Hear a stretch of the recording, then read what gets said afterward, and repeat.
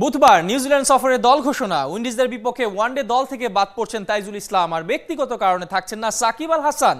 বাকি 16 জনই আছেন কিউদের বিপক্ষে 20 সদস্যের ওয়ানডে আর টি-20 দলে। সংক্ষিপ্ত ফরম্যাট বিবেচনায় 4 ক্রিকেটারকে দলে যুক্ত করা হয়েছে। কেমন হবে নিউজিল্যান্ড সফরের দল, খেলাযোগ আগেই জানতে পেরেছে, জানাচ্ছেন নাহিয়ান বিন জসিম।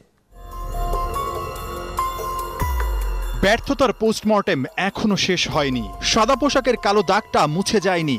এর মাঝেই টাইগারদের রঙিন পোশাকের দল গুছিয়েছে team management. Mission New Zealand. One day ও টি-20 দল ঘোষণা বুধবার। 20 সদস্যের দলে কারা কারা থাকছেন, কারাই বা বাদ পড়ছেন, জেনেছে খেলাযোগ। সবশেষ উইন্ডিজের বিপক্ষে ওয়ানডে দলের 16 জনই নিউজিল্যান্ডের ফ্লাইট ধরছেন। দলে 5 ওপেনার তামিম, লিটন, সৌম্য, শান্তর সঙ্গে টি-20-র জন্য এবার নাইম শেখকে যুক্ত করা হয়েছে। মিডল অর্ডারে মাহমুদুল্লাহ, মুশফিক, মিঠুন, আফিফ 4 জনই ছিলেন সবশেষ উইন্ডিজের বিপক্ষে ওয়ানডে দলে। সাকিব ব্যক্তিগত কারণে নিউজিল্যান্ড যাচ্ছেন না, তার জায়গায় এবার মুসাদ্দেক সৈকত ডাক পাচ্ছেন। খুব বেশি পরীক্ষা নিরীক্ষার পক্ষে না নির্বাচকরা।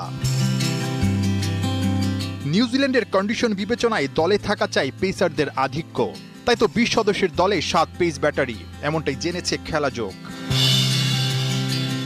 মুস্তাফিজ, রুবেল, শরীফুল, হাসান মাহমুদ, তাসকিন, সাইফুদ্দিনরা ছিলেন সবশেষ ওয়ানডে সিরিজে। ওদের সঙ্গে এবার যুক্ত হচ্ছে আলামিন হোসেন। বিদেশের মাটি স্পিন নির্ভরতা স্বাভাবিকভাবেই কম। 2 মেহেদীর সঙ্গে টি-20 ফর্মেট বিবেচনায় তাই যুক্ত হচ্ছেন কেবল নাসুম আহমেদ। 23 ফেব্রুয়ারি নিউজিল্যান্ড উড়ে যাবে টাইগাররা। 24 ফেব্রুয়ারি পৌঁছে 1 মার্চ পর্যন্ত 6 দিন বাধ্যতামূলক রুম কোয়ারেন্টাইন।